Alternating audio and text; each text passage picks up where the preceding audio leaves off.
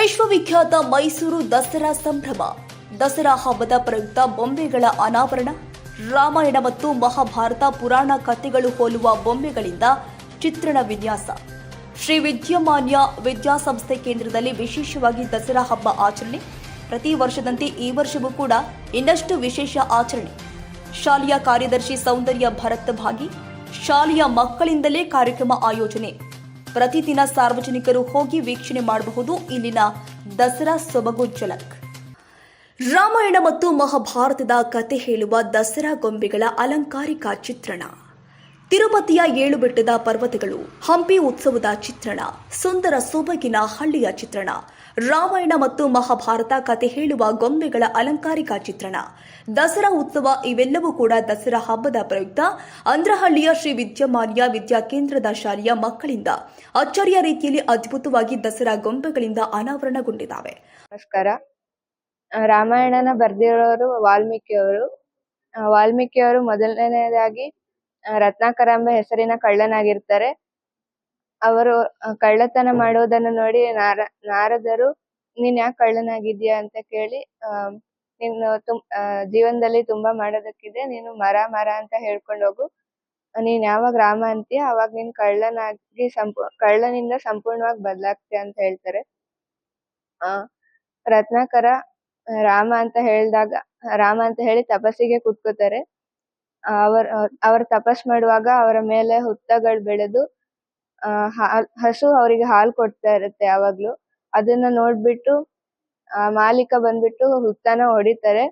ಅವಾಗ ಅದ್ರಿಂದ ರತ್ನಾಕರನ ಮೇಲೆ ಬೆಳೆದಿರ್ತಕ್ಕಂತ ಹುತ್ತದಿಂದ ಅವ್ರನ್ನ ವಾಲ್ಮೀಕಿ ಎಂಬ ಹೆಸರಿನಿಂದ ಕರೀತಾರೆ. ರಾಮಾಯಣ 7 ಖಂಡಗಳಾಗಿ ವಿಭಾಗವಾಗಿದೆ. ಮೊದಲನೇದಾಗಿ ಬಾಲಕಾಂಡ. ದಶರಥ ಮಹಾರಾಜನಿಗೆ ಅದಕ್ಕಾಗಿ ಅವರು ಪುತ್ರಕಾಮೇಷ್ಟಿ ಯಾಗವನ್ನ ಮಾಡ್ತಾರೆ. ಪುತ್ರಕಾಮೇಷ್ಟಿ ಯಾಗ ನಡೆದ ಬಳಿಕ ರಾಮನ ಜನನವಾಗುತ್ತೆ. ಮಕ್ಕಳಿಗೆ ವಿದ್ಯಾಭ್ಯಾಸ ಕೊಡಿಸೋದಕ್ಕೋಸ್ಕರ ಗುರುಕುಲಕ್ಕೆ ಕಳಿಸ್ತಾರೆ. ವಿಶ್ವಾಮಿತ್ರರಿಂದ ರಾಮ ಲಕ್ಷ್ಮಣರೆಲ್ಲ ಗುರುಕುಲದಲ್ಲಿ ವಿದ್ಯಾಭ್ಯಾಸ ಪಡಿತಾರೆ. ತಾಟಕಿ ಎಂಬ ರಾಕ್ಷಸಿ ಎಲ್ಲರಿಗೂ ಕಾಟವನ್ನು ಕೊಡ್ತಿರ್ತಾಳೆ. ಅವಳನ್ನು ಸಂಹಾರ ಮಾಡೋದಕ್ಕೋಸ್ಕರ ರಾಮ ಲಕ್ಷ್ಮಣರ ಸಮೇತ ಅವರನ್ನ ಸಂಹಾರ ಮಾಡ್ತಾರೆ. ನಂತರ ಅಯೋಧ್ಯೆಗೆ ತೆರಳುವಾಗ ಸೀತಾಳ ಸ್ವಯಂವರ ನಡೀತಿರುತ್ತೆ. ಅದ್ರಲ್ಲಿ ಪಾಲ್ಗೊಳ್ಳು ಅಂತ ವಿಶ್ವಾಮಿತ್ರ ಹೇಳ್ತಾರೆ.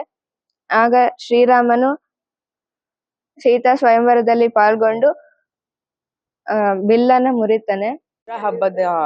ದಸರಾ ಹಬ್ಬದ ವಿಶೇಷತೆಗೆ ತುಂಬಾ ಗೊಂಬೆಗಳನ್ನೆಲ್ಲ ಕೂರ್ಸಿದ್ದಾರೆ. ಎಲ್ಲಾ ಗೊಂಬೆಗಳು ಯಾವ ರೀತಿ ಕೂರ್ಸಿದ್ದಾರೆ ಅಂದ್ರೆ, ಒಂದ್ ಕತೆ ಅಂದ್ರೆ ರಾಮಾಯಣ, ಕೃಷ್ಣನ ಕತೆ, ದಸರಾ ಕತೆ, ಹಂಪಿಯ ಕತೆ, ಎಲ್ಲಾ ಕತೆನೂ ಕೂರ್ಸಿದ್ದಾರೆ. ಇದ್ರನ್ನ ನಾವು ತುಂಬಾ ಕಲಿಯೋದಿದೆ, ನಾವು ತುಂಬಾ ಕಲ್ತಿದೀವಿ. ನೀವೆಲ್ಲ ಬಂದು ನೋಡಿ ಕಲಿಬೇಕನ್ನೋ ಆಸೆ ಇದೆ. ಅಂದ್ರೆ ರಾಮಾಯಣ ಮತ್ತೆ ಕೃಷ್ಣನ್ ಕಥೆಯಲ್ಲಿ ತುಂಬಾ ಮಾರಲ್ಸ್ ಇದೆ, ವ್ಯಾಲ್ಯೂಸ್ ಇದೆ. ಅದನ್ನ ಇವಾಗ ಎಕ್ಸ್ಪ್ಲೇನ್ ಮಾಡ್ಬೇಕಂದ್ರೆ ತಿಳಿದು ಕಲಿಬೇಕಂದ್ರೆ ಅದ್ರಲ್ಲಿ ನಮಗೂ ಗೊತ್ತಾಗತ್ತೆ ಏನ್ ವ್ಯಾಲ್ಯೂಸ್, ಏನ್ ಮೊರಲ್ಸ್ ನಾವು ಅರ್ಥ ಮಾಡ್ಕೋಬಹುದು.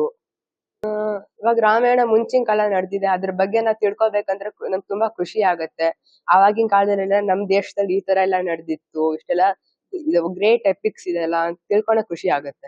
ಮಹಾಭಾರತದಲ್ಲಿ ಶ್ರೀಕೃಷ್ಣನ ಜನನದಿಂದ ಪ್ರಾರಂಭವಾಗಿ ಶಿವಲಿಂಗ ಮರ್ದನ, ಬಕಾಸುರನ ವಧೆ, ಕಂಸವಧೆ, ಶ್ರೀಕೃಷ್ಣನ ಲೀಲೆ, ಬೃಂದಾವನ, ಶ್ರೀಕೃಷ್ಣ ಸುಧಾಮ, ದ್ರೌಪದಿಯ ಸ್ವಯಂವರ, ಗೀತಾ ಉಪದೇಶ, ದುರ್ಯೋಧನನ ಸಂಹಾರ ಇನ್ನು ಮುಂತಾದ ಕತೆ ಹೇಳುವ ಗೊಂಬೆಗಳಿಂದ ಕ್ರಮಬದ್ಧವಾಗಿ ಅಲಂಕೃತವಾಗಿ ಅನಾವರಣಗೊಂಡಿದ್ದಾವೆ. ರಾಮಾಯಣದ 7 ಕಾಂಡಗಳ ಚಿತ್ರಣದಲ್ಲಿ ಶ್ರೀರಾಮನ ಜನನದಿಂದ ಪ್ರಾರಂಭವಾಗಿ ಬಾಲ್ಯ ತಾಟಕಿಯ ಸಂಹಾರ, ಸೀತಾ ಸ್ವಯಂವರ, ಶಿವಧನಸ್ಸು, ವನವಾಸ, ಸಂಜೀವಿನಿ ಪರ್ವತ, ಭರತ ಶ್ರೀರಾಮನ ಪಾದಕ್ಕೆ ಸ್ವೀಕಾರ, ಲಕ್ಷ್ಮಣ ರೇಖೆ, ಸೀತಾಪಹರಣ, ಶ್ರೀರಾಮ ಸೇತು ನಿರ್ಮಾಣ, ಹನುಮಂತ ಲಂಕೆ ದಹನ, ರಾವಣ ಸಂಹಾರ, ಶ್ರೀರಾಮನ ಪಟ್ಟಾಭಿಷೇಕದಿಂದ ಅಶ್ವಮೇಧ ಯಾಗದವರೆಗೂ ಗೊಂಬೆಗಳಿಂದ ಸಂಪೂರ್ಣ ರಾಮಾಯಣದ ಕತೆ ಅಚ್ಚರಿಯಲ್ಲಿ ಅನಾವರಣಗೊಂಡಿತು.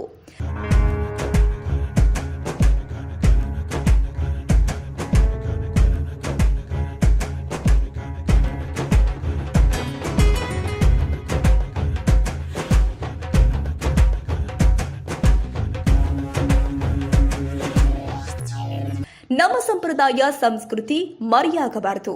ರಾಮಾಯಣ ಮಹಾಭಾರತದಲ್ಲಿ ಬರುವಂತಹ ಸಂದೇಶ, ನೀತಿ, ಧರ್ಮ ರಕ್ಷಣೆ, ಉಪದೇಶವನ್ನ ಮಕ್ಕಳಿಗೆ ತಿಳಿಸುವ ಸಲುವಾಗಿ ದಸರಾ ಗೊಂಬೆಗಳಿಂದ ವಿಶೇಷವಾಗಿ ಅಲಂಕರಿಸಿ ಗುರುಗಳ ಮಾರ್ಗದರ್ಶನದಲ್ಲಿ ಮೂಡಿ ಬಂದಿದೆ. ಮಕ್ಕಳ ಈ ಪ್ರತಿಭೆ ನಿಜಕ್ಕೂ ಕೂಡ ಅಚ್ಚರಿಯಾಗಿದೆ. ಈ ಪ್ರದರ್ಶನವನ್ನ ನವರಾತ್ರಿ ಮುಗಿಯೋ ತನಕ ಪೋಷಕರು ಮತ್ತು ಸಾರ್ವಜನಿಕರಿಗೆ ಮುಕ್ತ ಅವಕಾಶ ಕಲ್ಪಿಸಲಾಗಿದೆ ಅಂತ ಶಾಲೆಯ ಕಾರ್ಯದರ್ಶಿ ಭರತ ಸೌಂದರ್ಯ ಹೇಳಿದ್ದಾರೆ. ದಸರಾ ಹಬ್ಬದ ಪ್ರಯುಕ್ತ ನಮ್ಮ ಸಂಪ್ರದಾಯದಂತೆ ಎಲ್ಲ ಮನೆಗಳಲ್ಲಿ ಗೊಂಬೆಗಳನ್ನ ಕೂರಿಸಿ ಆ ಗೊಂಬೆಗಳ ಇರುವಂತ ಇತಿಹಾಸವನ್ನ ಪರಿಚಯ ಮಾಡಿಸುವಂತದ್ದು ನಮ್ಮ ಸಂಪ್ರದಾಯದಲ್ಲಿ ಇತ್ತು. ಆದ್ರೆ ಅಂತ ಸಂಪ್ರದಾಯ ಇವತ್ತಿನ ಕಾಲಕ್ಕೆ ಎಲ್ಲೋ ನಶಿಸ್ತಾ ಇದೆ ಅಂತ ನಾನು ಭಾವಿಸ್ತೀನಿ. ಅದು ನಶಿಸಬಾರ್ದು, ನಮ್ಮ ಸಂಪ್ರದಾಯ ಹೀಗೆ ಉಳಿಬೇಕು ಅನ್ನೋ ನಿಟ್ಟಿನಲ್ಲಿ ಶ್ರೀ ವಿದ್ಯಾಮಾನ್ಯ ವಿದ್ಯಾಕೇಂದ್ರ ನಮ್ಮ ಶಾಲೆಯ ವತಿಯಿಂದ ಪ್ರತಿ ವರ್ಷದಂತೆ ಈ ವರ್ಷ ಕೂಡ ಗೊಂಬೆಗಳನ್ನ ಕೂರಿಸಿದ್ದೇವೆ. ಈ ಗೊಂಬೆಗಳು ತುಂಬಾ ಕಥೆಗಳನ್ನ ಹೇಳ್ತವೆ.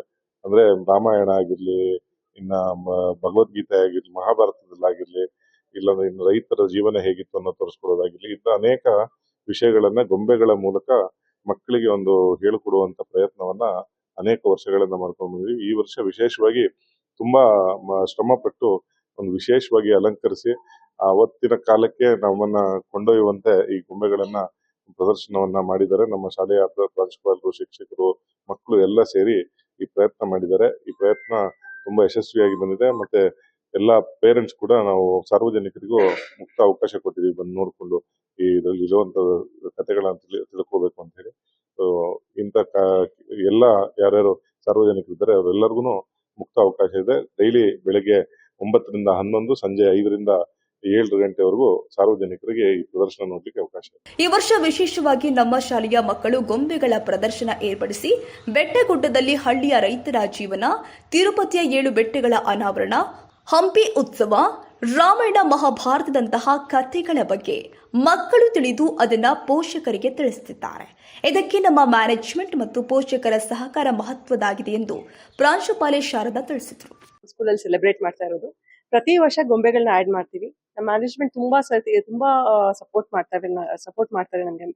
ಬೊಂಬೆಗಳನ್ನ ತಗೊಂಡ್ ಬಂದು ಇಲ್ಲಿ ಅರೇಂಜ್ ಮಾಡಿಸೋದಕ್ಕೆ ಎಲ್ಲ ಕೋಆಪರೇಟ್ ಮಾಡ್ತಾರೆ. ನಮ್ಮ ಟೀಚರ್ಸ್ ಮತ್ತೆ ಪೇರೆಂಟ್ಸ್ ಆಗ್ಲಿ, ಸ್ಟೂಡೆಂಟ್ಸ್ ಆಗ್ಲಿ ತುಂಬಾ ಸಪೋರ್ಟಿವ್ ಆಗಿದ್ದಾರೆ.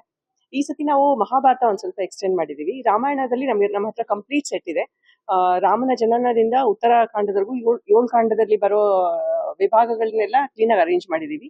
ಹಳ್ಳಿ ಕೂಡ ಈ ಸತಿ ಮಾಡಿದೀವಿ. ಅದ್ರಲ್ಲಿ ಟ್ರೈಬ್ಸ್ ಹೇಗಿರುತ್ತೆ, ಬೆಟ್ಟ ಗುಡ್ಡಗಳ ಮಧ್ಯದಲ್ಲಿ ಅವ್ರು ಹೆಂಗೆ ಜೀವನ ಮಾಡ್ತಾರೆ, ಪಹಾಡಿಗಳಲ್ಲಿ ಹೆಂಗಿರ್ತಾರೆ ಅನ್ನೋದನ್ನು ಕೂಡ ಎಕ್ಸ್ಪ್ಲೈನ್ ಮಾಡಿದೀವಿ.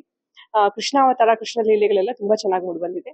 ಈ ಸತಿ ಹೊಸದಾಗಿ ಆಡ್ ಮಾಡಿರೋದು ತಿರುಪತಿನಲ್ಲಿ 7 ಬೆಟ್ಟ, ಅದ್ರ ಹೆಸರುಗಳನ್ನೆಲ್ಲ ಆಡ್ ಮಾಡಿದೀವಿ. ನಮ್ಮ ಸಂಸ್ಕೃತಿ, ನಮ್ಮ ಕಲೆ, ನಮ್ಮ ಭಾರತೀಯತೆಯನ್ನ ನಾವು ನೆಕ್ಸ್ಟ್ ಜನರೇಷನ್ ತಗೊಂಡು ಹೋಗೋ ಜವಾಬ್ದಾರಿ ನಮ್ಮ ಕೈಯಲ್ಲಿದೆ. ಅದರಿಂದ ಎಲ್ಲರೂ ನಾಡ ಹಬ್ಬನ ಸಂತೋಷದಿಂದ ಸಂಭ್ರಮಿಸೋಣ. Thank you. ಕ್ಷಣ ಕ್ಷಣದ ಸುದ್ದಿಗಾಗಿ news 81 Kannada YouTube channel subscribe ಮಾಡಿ. ಹೊಸ ಸುದ್ದಿಗಳ ನೋಟಿಫಿಕೇಶನ್ಗಾಗಿ ಬೆಲ್ ಐಕಾನ್ ಕ್ಲಿಕ್ ಮಾಡಿ.